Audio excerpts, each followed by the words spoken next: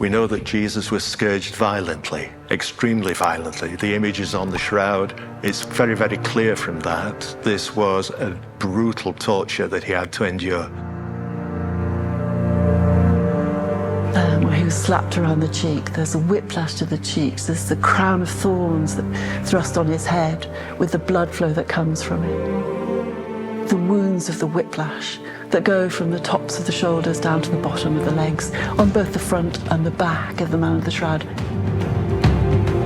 The cross that he carried that smudges those wounds across the shoulders. There's the dislocated right shoulder from falling. There's bruised knees. There's a bruise to the tip of the nose and a deviated septum of the nose. And then there's the awful indignity of being crucified naked, with nails through his wrists, the lower part of his hands, through his feet.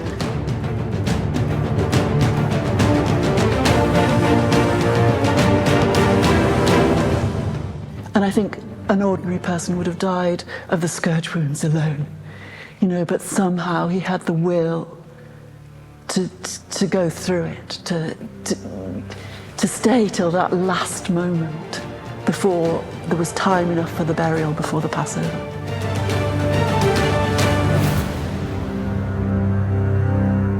So it's fascinating that just this discovery of the shrunken blood cells gives us an indication of not only the extent of the suffering that Jesus suffered, but it also fits in with the known tortures that we can see Jesus must have endured on that day.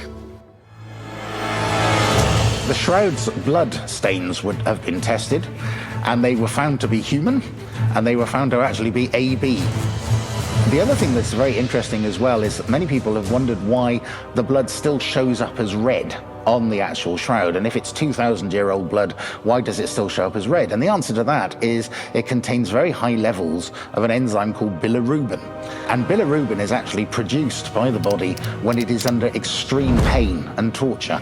And the shroud blood, as you might expect, is full of bilirubin, and that's what still gives it its reddish properties today. His forgiveness, his love, and his example of how we should live our lives. So I think it's, as we have seen people come and the impact it has on them, the world needs the message of the shroud to bring the reality of Jesus' suffering to a world that so needs it, that so needs his peace, which passes all understanding. The shroud brings hope to people that have got no hope. There are so many people with no hope, and he is our hope. Non è un'immagine, è una... si sente come se ci fosse una presenza. Non lo so, già stando qui ho la pelle d'oca. Non lo so quanto la vedrò, che effetto. Oui, ça ressemble beaucoup, mais enfin on voudrait évidemment, comme tout le monde, être sûr. The depth of his love for us, that he would do this for us, so undeservingly, so undeserving. And yet that love is beyond anything we can imagine. And so I hope that people seeing the shroud will have a glimpse of how deeply they are loved, how important they are to God, however marginalized or broken they may feel, that God himself chose to be broken on a cross to save them is amazing. We've then taken that further. We discovered that through tests that were done in the mid-70s using some specific equipment, we discovered that the shading on the shroud actually possesses three-dimensional information, which enables an accurate profile of the body and the face of the man in the shroud. We also have the carbon-14 testing, which has now been largely discredited by anybody who wants to actually consider and examine the evidence. Then there was a 5-day examination that took place of the shroud by a team of 30 scientists from the United States. They studied the shroud for 7 days. And their primary objective in making that study was to work out how the image has been formed. What is the image composed of and how was it made? Studying all the photographs, X-ray photographs, fluorescence photographs, ultraviolet photographs, studying samples of material that they extracted from the surface of the shroud. After 3 years, with all that expertise, they still couldn't work out how the image was formed, and they couldn't reproduce the image. And that still pertains today. We still cannot reproduce the shroud image.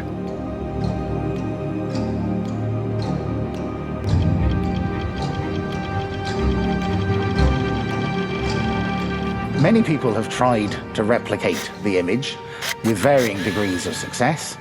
I believe that the closest anyone has come to replicating the image was actually shining ultraviolet light against the cloth, and they were able to achieve a slight discoloration of the cloth, which replicates many of the properties that we see of the image on the shroud. However, even with 21st century technologies, there is not enough ultraviolet light in the world to replicate a full body image front and back.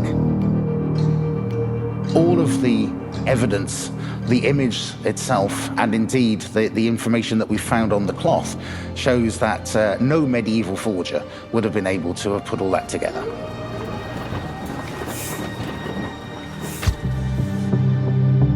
There are some properties of this remarkable cloth which cannot be explained even by today's technology, even by today's instrumentation, and by any scientist. We still don't know how the image was formed. We still cannot replicate the image. Even using today's instrumentations, today's methods, let alone the techniques that were available to a medieval artist or somebody in the bygone times. That really confirms that there is something really quite extraordinary and quite remarkable about this cloth. Sets it apart from any historical object that we have ever come across. The Shroud of Turin is a cloth, dates the time of Christ.